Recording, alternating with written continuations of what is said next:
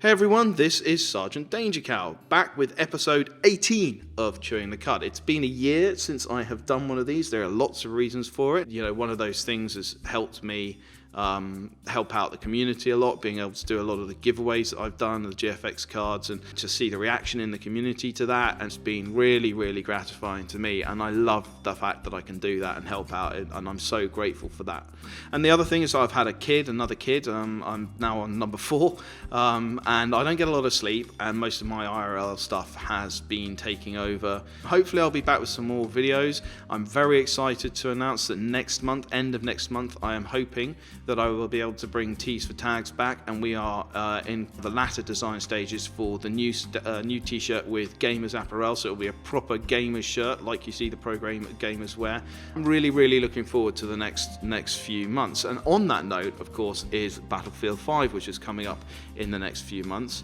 I am extremely excited about this. I really hope that they'll take some elements from what we've had in BF4 and even from Hardline and translate that into BF5 2016, whatever you want to call it. But there are a couple of things I want to address, and first of all I want to talk about a video that LevelCap brought out, which I'm going to link in the description. And in this video, LevelCap says something which I found a little bit, I don't know, blinkered, to be honest. LevelCap basically came out in this video and said that he felt there should be a standard out-of-the-box Battlefield experience that every server should be forced to adhere to, so that when he said, when I join the Battlefield server, I know what to expect. That was his words. I felt that a little bit alarming, because what he's basically saying is that if a game comes out of the box and it's like this and people don't like elements of it, or people prefer to have other elements of it, he said that's fine, but you can't have a ranked server. And I found that extremely disappointing as a viewpoint. And I'll give you an example, okay? The BSM server has we have a couple of rules: no racism, homophobia, and the sort of standard expectant rules. But we have one rule that we kind of adhere to, which is no vehicles unless taxis under 10 v10. Now the reason we have this is because we feel, in our experience, that servers are detrimentally affected when you have, say, 8 people on and there's one or two people using a tank, and basically the whole game gets skewed towards either taking out that tank or quote-unquote spoiled by that person in the tank. Now, I'm not having a go at those people, that's their thing and that's all the rest of it. We just find that people get aggravated by it and they leave the server. And when you're trying to fill a server and you've only got 8 people on, it's very, very difficult to keep those people if they keep getting just blown up by a tank. Does that mean that we should then be relegated to an unranked server? I don't think so. I think that's ridiculous. So then, does that translate into people who have sniper restrictions or no explosives? Of course, that's what he's saying, is that if you have any of those kinds of plugins, then you should not be a ranked server. What kind of arguments are there against this? Well, there are 2 very, very, very good arguments. One is your battle log filter, and the other is your battle log server details page. Now, the filters only go for a certain amount of standardization. There is, if you look in there, actually the ability to look for servers that have a higher spawn rate or a lower spawn time, or more tickets or more time on the server for the match. There are lots of little bits and pieces you can choose and pick to say that's what I want my experience to be about. And that ultimately is what it is about. It's what you want. It's not about standardizing. It's saying, actually, not everyone is going to like the standard approach to the game, and some people are going to say, do you know what, I'm getting really pissed off with getting pinged by snipers every 5 seconds. I want to go to a server where there are sniper restrictions, but still be able to rank up. Why the hell should they be punished, those people, for having a sniper restriction on there? And the other argument against this is the full server detail page, which, if you click on that, will tell you everything you need to know. So to say I want to know what I'm expecting when I go into a room is lazy as hell, because you can just click with like 3 clicks what the server browser is and what the full server thing is. And okay, there is some responsibility on the shoulders of a server operator to say within their server description, these are the rules and the plugins that we have. How lazy do you have to be to say, no, I want to be able to just go and That's it. And everyone needs to conform to that, unless they want to be unranked. It's a lazy, blinkered, myopic, short-sighted, totally redundant point of view. And I'm sorry, I have nothing against LevelCap. I've never met the guy, I don't know him, but that is a really dangerous point of view, because what it leads to is non-dedicated servers, and that's an issue which I will not truck with. I'm sorry, it broke no argument with me to say that non-dedicated servers are the way to go.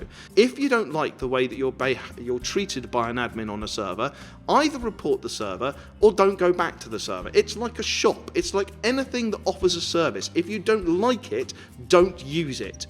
You go into a shop to experience the shop's offerings, and if you don't like the way they've set up or you don't like their service, you leave. It's a restaurant, whatever, you go, and you don't come back. You don't need to have a standardized battle log or battlefield experience for everyone to be ranked. It's an obscene suggestion. So we're going to move on now to what I think should be in Battlefield 5. You won't agree with all of these. I don't expect you to. If you don't, let me know what you think in the comments, because that's what I'd like to discuss. I'd like to have a format and a debate. I don't want to just be coming out here with, this is my opinion. If you agree with me, great. If you don't, fuck you. I want to know why you think what you think. Not just that's bullshit. Why is it bullshit? Be productive in your debate. Anyway, so here we go. Number 1, ammo health take from support and assault classes, a la Hardline, or maybe even some drop stations around the map where you can go and reload if no one's doing anything. Or if you have a spawn beacon, maybe the spawn beacon can reload you. What else? Pilots. Now, I've talked about this before, but I really get aggravated when pilots bail to go. It's normally snipers. Bail. I hope you're listening, Thick. Pilots need to be able to say, you know what, you're in the chopper to fly the damn thing. You can't bail it until you're redlining it, which means when you've been hit X number of times and it's saying you're going to blow up, then you can eject. Until then, you're locked in. Right, number 3, spawn beacons. Now, in Hardline, spawn beacons were shifted from the sniper to the engineer.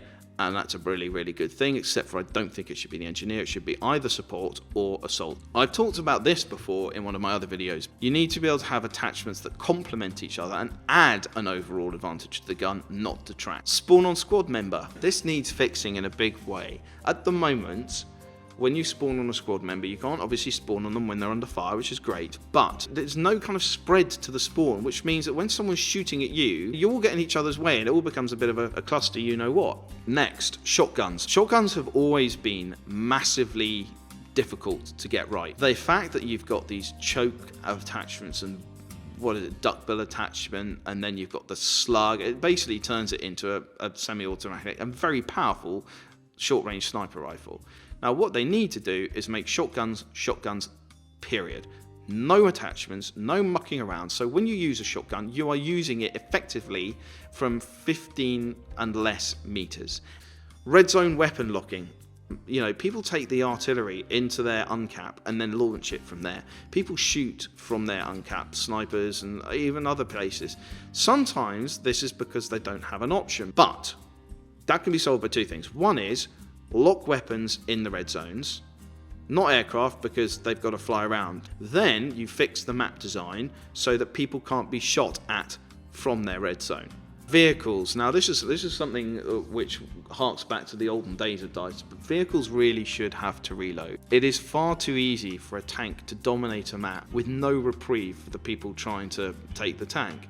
Tactically, it'd make it much more interesting as well if vehicles had to reload at base or an established reloading point. Maybe at their nearest flag there should be an automatic vehicle reloading dock, and they get in, they reload, and then they bugger off again.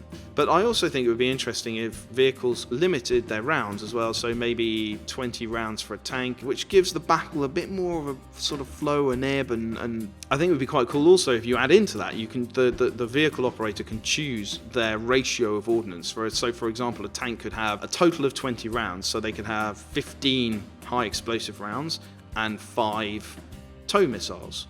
More emphasis on objective points. I refer you back to my PTFO videos, which I'll again link in the description. Right now, they've boosted it enough, but people aren't encouraged to take a flag. People are happy to sit back knowing they can rack up 100 points a kill. Make the kills 50 points. Like I say, I will link you my PTFO videos down in the description. You can go and watch those and see what you think. Point 10, stop punishing sneakiness. If you have it so that if people are being sneaky and squeaking around the corners and whatever, that you can hear their footfall, even though you're inside a building 40 feet away, you can hear them going around the outside. That's ridiculous. Let people be sneaky. Don't make footsteps loud. Make them normal. People should be allowed to be a little bit more tactical, a little bit more sneaky without punished by having bloody clod-hopping boots on. Right, next point. I would really like to see all the guns being unique to factions, including carbines, and there should be no crossovers. If you could hear a gun firing, which is back in the COD days, you could hear it was a German gun, so you knew what the Germans were coming this way, or that, you know, you could hear it was a Tommy gun, so you would know, oh, well, that's an American, that's fine. So it would be an interesting dynamic element to it, and you know, you may disagree entirely, and that's entirely up to you. Let me know why, though, you do down below. Counter knifing, or knifing as a whole, needs a bit of a work. I think counter knifing needs to be removed. I don't think it works. It has never really worked. I think you should be only able to knife people from the side or the back. Finally, of my actual structured points is Levolution. When you change the actual way the battle flows and how people have to think, knocking down a building, as impressive as Siege of Shanghai's tower coming down is, it doesn't intrinsically change the map. It changes one bit of the map, one flag. Levolution should be level-lution, not area-lution, which is what we have now. My last point is very simple, and that is to unrestrict ranking. Alternatively, when you hit 140, maybe it should give you the ability to do things with your character that others can't. Make it special. Give us, you know, maybe they can do a salute as well. I don't know, I mean, that's a ridiculous idea, but you know what I mean. It's talking about giving you something to work towards beyond just saying, oh, I'm a level 140. That's it for this week. Thanks for watching. I really, really appreciate it. Really, from the bottom of my heart, thanks for all the love and support that you guys out in the community have given me. It means a lot, and I'll see you on the battlefield.